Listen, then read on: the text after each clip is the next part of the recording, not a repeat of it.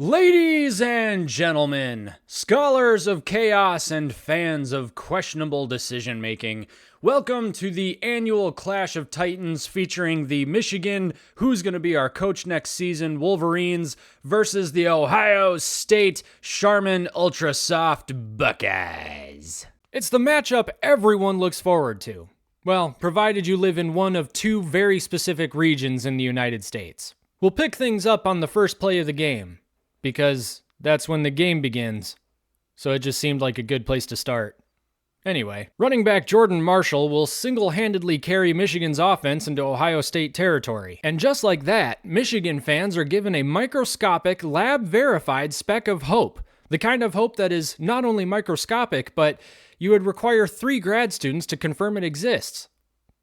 And they're all probably hundreds of thousands of dollars in debt. But it doesn't take long for Ohio State to realize that Michigan's going to milk Marshall for all he's worth, so they start covering him a bit closer, and Michigan immediately settles for a field goal. On the bright side for Michigan fans, kicker Dominic Zavada spent his week watching how to kick field goals for dummies on 1.5 times speed, pausing only to smash that like button and subscribe. Which you should do too. Because don't we all want to be Zvada-matic? On Ohio State's first drive of the game, Gus Johnson will comment that Julian Sayin has only thrown 4 interceptions on the season, which, don't get me wrong, 4 interceptions is a lot of interceptions, but it's not an Art Schlichter number of interceptions, right?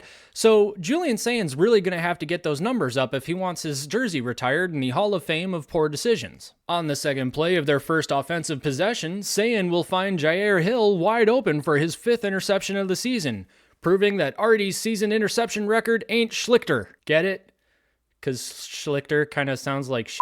On their next drive, Michigan is going to continue feeding Jordan Marshall, who's getting a lot of touches for someone who has just recently held out multiple games due to injury. Surely that will not immediately come back to hurt them. Oh look, that immediately came back to hurt them. Marshall will once again carry Michigan deep into enemy territory, where he will promptly be taken out of the game due to injury. Wait. The guy who just got injured was hit too many times and got injured again? I am absolutely and positively flabbergasted. My gasted has been flabbered. Anyway, on 3rd and 6, Bryce Underwood will throw a pass up to Donovan McCulley, but Davison Igbinosun will get away with a pass interference so egregious even the Kansas City Chiefs were upset. So then Dominic Zavada will kick a field goal and Michigan's got a 6-0 lead. And suddenly Wolverine fans everywhere are celebrating like Larry Ellison just paid off their student loans. But he isn't gonna, is he? On Ohio State's second drive of the game, Bo Jackson will do his best Jordan Marshall impression and carry Ohio State's offense down to Michigan's 3-yard line. It's at this point that Ryan Day will look at C.J. Donaldson and ask him if he has health insurance. Concerned, Donaldson will ask why. And then Ryan Day turns Donaldson into his own personal human wrecking ball. Not once, not twice, but 3 times. But Michigan's defense would go full brick wall mode on him. Fortunately for the Buckeyes, Michigan defensive back Jayshawn Barham shows his new cleats to the ref, but the ref doesn't like them, so he flags Barham for unsportsmanlike conduct, giving Ohio State a first down. Now at the end of this very nonsensical series of events, Ohio State will slip and fall multiple times at the Michigan 1-yard line and eventually settle for a field goal, bringing the drive to its merciful and extremely stupid conclusion. It wouldn't be until well into the second quarter that one of these teams remembers that you can actually score touchdowns in this game.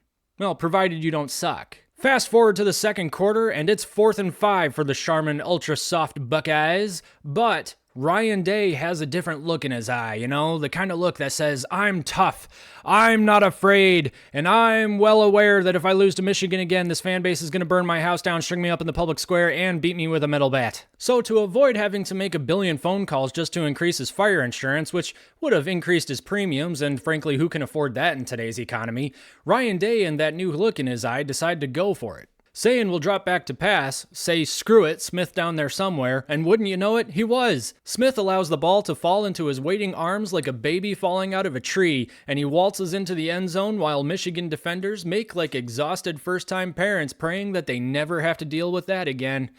But they will. They will. Of course, the touchdown wasn't without controversy, as Smith can clearly be seen bobbling the ball as he steps out of bounds. According to the rule, this should have been called a touchback. Did it impact the outcome of the game? No. Not even kind of. Suddenly, after a solid first quarter of action, things are looking rather dire for our heroes in blue. Jordan Marshall approaches Bryson the third-string running back, and says to him, "It's your turn, kid." To which the third-string running back replies with, "Wait, what? You just started. Are you serious?" So, Kudsdal will run the ball, and run the ball again, and again, and again, and again, but this time it's super different because it's to the right, but he's tackled for a 5-yard loss. And just like that, it's 4th down, and up to this point, Michigan's play calling has had less variety than the menu at Raising Cane's.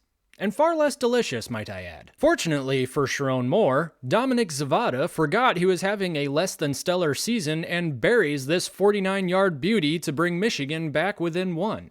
Beauty, Clark. Now, what happens next is arguably the most astoundingly amazing accomplishment in the history of college football.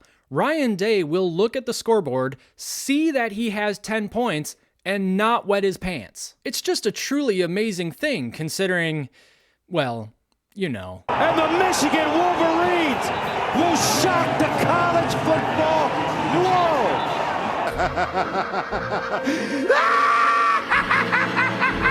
Ohio State will then do their best Jim Harbaugh impression by running and dinking and dunking their way down the field. Finally, with 20 seconds left in the half, Ryan Day has a decision to make. Does he continue smashing his running back into the Swiss cheese that Michigan put in place of their defense, or does he make like the 582nd Airborne and drop some bombs? General Day will opt for the bomb-dropping tactic, putting a nuclear-sized crater into the hopes and dreams of Michigan civilians everywhere. Halftime mercifully comes about 15 seconds later, and Ohio State is feeling their oats. They're nuts. No, that's inappropriate. Michigan, on the other hand, not so much. Sharon Moore will be seen at the local library checking out a book called How to Play Football for the Complete and Total Moron by Rack Mitchardson. Except he doesn't have a library card. I'm not sure why. Ohio State will then open the second half by going 8 plays and punting. Yes! Yeah! And then so will Michigan. I'm ready. Depression. 2 plays later, Julian Sayin does his best fry cook impression, dishing up a gorgeous pigskin strudel that Carnell Tate promptly stuffs in his face and vomits all over the end zone. Don't run while eating strudel, kids. Now, technically, Michigan is still in this game. Incomplete. Never mind. And that'll pretty much do it. Ohio State finally beats Michigan, and the streak is over. Now, I'd be remiss if I didn't address the allegations of Michigan cutting off Ohio State's headsets during the game. And my thoughts on that are this. Are you serious? Michigan didn't cut off Ohio State's headsets, just like they definitely didn't hire a new stadium technician named Stoner Callions, okay? It just didn't happen. Michigan lost to Ohio State fair and square.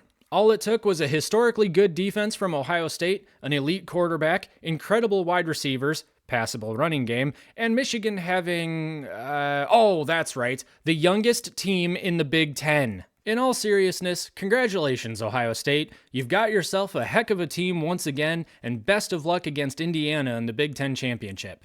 Wait. Indiana? Seriously?